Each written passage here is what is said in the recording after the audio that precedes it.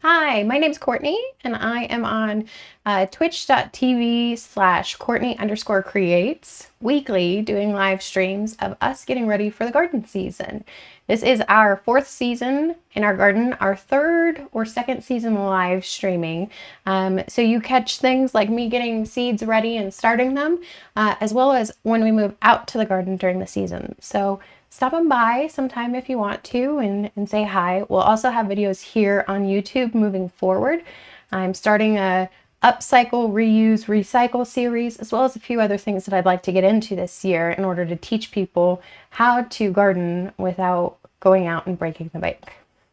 Unfortunately, I didn't learn that the way I should have. I decided I wanted raised beds to grow in to start with, and we started this garden from scratch by building it up quite aggressively. It's been great for us and is what we could do, but I just want to showcase how you can grow even if you don't have the resources that other people have and still feel like you're making an impact and having control over what you consume. One of the series that we're working on currently is how to recycle, reuse, upcycle. So let's get into that for just a moment. All right, so here are some of the things that we're working on today in order to show that you don't necessarily have to go out and buy containers in order to grow in. If you want to buy things in order to grow things, that's perfectly fine. You can buy 6-cell trays, 4-cell trays. You can buy something that's reusable and pop it into or that naturally composts and pop it into your garden. That's up to you. But if you're looking to go a little more low budget and you're looking to be able to reuse things that you already have, we have a plethora of those right here. And I'm going to show you some of the things that I think pop into my mind as items that can be used right out the gates. So first and foremost, we'll start with things that you might already have that you got from a grocery store. So these are what I will consider clamshell containers for what this video's purpose is. Sorry, you're going to hear a noise. And the reason I consider these clamshell is because you can use the base of them in order to put soil in it, which already has holes in it, so it's going to be great for drainage, but it also has this top. It talks to you. Wah, wah, wah, wah, wah, wah, like a clamshell. So these are great containers because these are essentially a mini greenhouse. And let me show you what I mean by that. I've put soil in the base of here. I'm not going to tip it, so I'm not moving it around.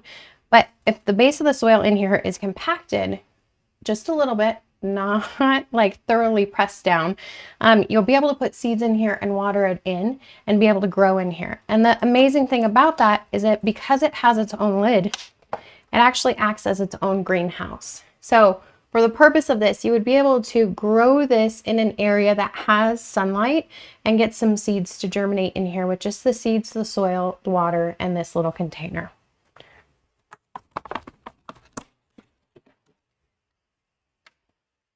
So any of your clamshell containers are going to be excellent. I'm going to give you some example of what those are. So these ones were garlic and turmeric. Your berry ones are going to be pretty common.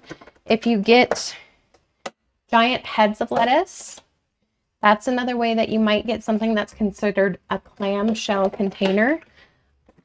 Another thing that's really good to utilize when you're talking about trying to reuse items is leftover containers. These are from takeout. I think we had Indian food in these. These are excellent things that you can poke holes into the bottom of, add soil into them, and then you can use their lids, once again, to create the greenhouse effect on those cooler days or pop them off if you need it open on the warmer days. So leftover containers are a great one.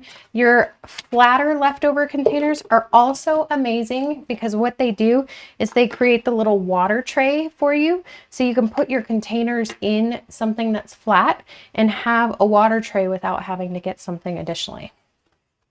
And all the time we're just looking around the house to see, okay, what could be something. This is just a simple little plastic container that held my wooden plant tags in them. This would very easily be a good way of just putting a couple plants on here and having a watering tray for this as well. Again, reusing it, but it depends on your comfort with utilizing plastic items. If you're not very comfortable with that, you do have the option to use some of the paper items that you get in order to do the same thing. Now, two items that I think are kind of big hitters for me that I personally found to be, this is a spinach container that we get from our grocery store.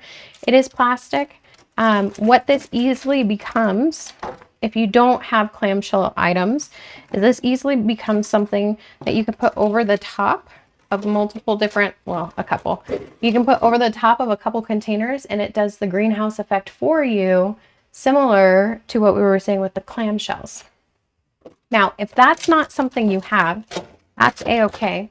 Another thing that you might have around your house that will do the same thing is actually Ziploc bags.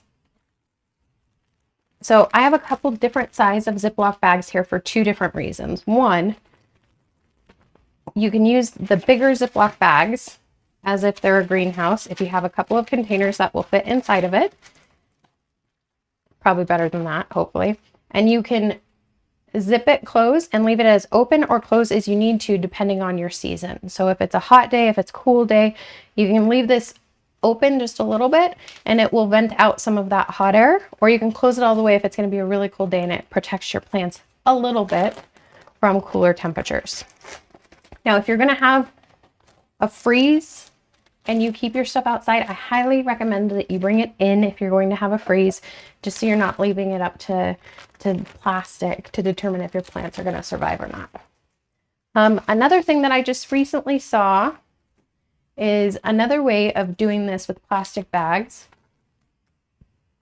Again, this comes down to your comfort with using plastic versus paper. You could easily look for more paper products versus plastic products. You can use paper bags in order to do it. If you have the lunch bags, you can use grocery bags, paper grocery bags to do it if you want to. Just recognize that the paper is going to disintegrate at a more rapid rate. And so that's something you want to put right into the environment rather than transplanting and reusing. So, for instance, if I was going to take this paper bag and grow in it, I would cut it down to a smaller size to begin with. And then I would plan on putting this into whatever pot I'm using or planter I'm using or bed I'm using, rather than trying to reuse this year after year, because it's just not going to hold up. Now, the last one for today is I've recently seen a little bit of a viral thing that's going around.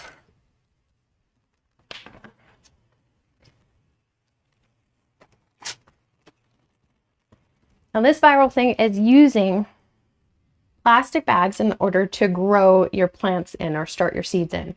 This is absolutely acceptable if you're comfortable with using plastic of this nature in your garden. Now, what you want to be aware of is you want to cut a drainage hole on both ends and then in the center. And what you can do with these bags is you can, again, just like the mini greenhouse that we were creating in this, you can leave the hole open just a little bit, or you can close it all the way depending on the season. And the reason I have this giant thing out here is to demonstrate is that what you can actually do is you can poke a little hole in the bag. And I'm going to do this a different way than trying to poke after it. But what this gives you, if you poke the hole in the bag, is it actually gives you a way to prop these items up on different items so that they stand up straight. And that way the bag does not collapse. And what happens with that is, I'll show you from this point of view, is that when you put this on a little stand or a table, what it creates is it props the bag up. And if you do this on both sides, you're able to create a little greenhouse thing in your bag without having it closed all the way. Now, again, you can close it if the weather calls for it, but that's another nice little trick or tip. And then you can reuse these. All of these plastic things can be reused a little bit here and there. But ultimately, plastic also breaks down over time. And so you have to be aware of how much use you're actually going to get out of it before it becomes something that creates more of a problem for what you're growing than an opportunity. So I hope you found these tips helpful. I hope you'll swing on by. Again, we're live once a week on Twitch, and hopefully we'll have some more videos here on YouTube. Thank you for stopping in. If you like the video, please give it a thumbs up, and I look forward to seeing you in the garden soon.